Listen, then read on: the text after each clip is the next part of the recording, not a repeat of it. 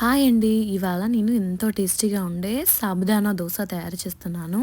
అది చేసే విధానం, దానికి కావాల్సిన ఇంగ్రీడియెంట్స్ చెప్తాను.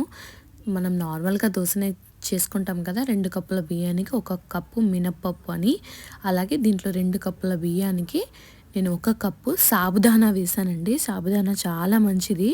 అలాగే దాంతో పాటు కొన్ని మెంతులు వేశాను. మెంతులు వేసితే టేస్ట్ బావుంటుంది. ఇక్కడ మీకు కావాలంటే అటుకులు కూడా వేసుకోవచ్చు. కానీ నేను అటుకులు స్కిప్ చేశాను. ఎందుకంటే నాకు సాఫ్ట్‌గానే కావాలి, క్రిస్పీగా వద్దు అని. ఇది 12 అవర్స్ నానిన తర్వాత, అంటే రాత్రి నానబెట్టుకొని నేను ఎర్లీ మార్నింగ్ గ్రైండర్ చేశానండి. దీంట్లో నేను కల్లుప్పు వేసుకున్నాను. మీకు కావాలంటే నార్మల్ రెగ్యులర్‌గా దొరికే అయోడైజ్డ్ సాల్ట్ కానీ, పింక్ సాల్ట్ కానీ వేసుకోవచ్చు. చాలా మెత్తగా పేస్ట్ లాగా పట్టాలండి.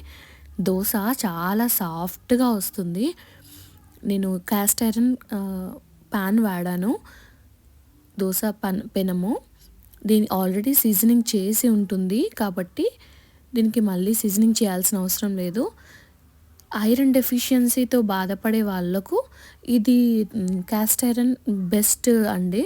ఎందుకంటే ఊరికే ఎన్ని మెడిసిన్ అని వేసుకుంటాం. ఇది ఇట్లా మనం ఫుడ్‌తో పాటు తీసుకోవడం వల్ల హెల్త్‌కి చాలా మంచిది. దోస చూడండి, సాబుదానా వేసాం కాబట్టి జిగురుగా అతుక్కుంటుందని అనుకుంటాం, కానీ అస్సలు అతుక్కోలేదు. ఈజీగా వచ్చింది. అండ్ మెత్తగా అంటే పిండిలా కాకుండా మంచిగా మెత్తగా బాగుంది.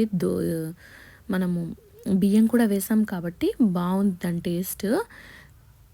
ఇది నేను వేసిన ఫస్ట్ దోస చూడండి, బాగా వచ్చింది. తర్వాత ప్యాన్ని నేను టిష్యూ పేపర్తోని మొత్తం క్లీన్ చేసుకొని మళ్ళీ దోస వేసాను.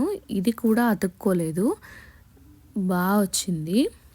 మా వారు ప్లెయిన్‌గానే ఇష్టపడతారు దోసలు, అందుకని నేను ప్లెయిన్‌గానే ఆయనకు వేశాను. నాకు ఆనియన్ దోస, ఎగ్ దోస, ఇలా కారం దోస ఇలా చాలా ఇష్టము.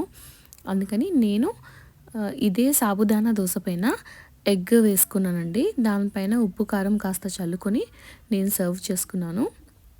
2 సైడ్లు కాల్చాను నేను ఎగ్ దోస. నాకు ఇష్టమైన దోస, అందుకని నేను చాలా ఇష్టంగా తిన్నాను.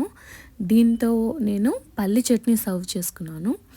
ఒకవేళ మీకు ఈ వీడియో నచ్చితే ప్లీజ్ లైక్ చేయండి, షేర్ చేయండి. Thank you.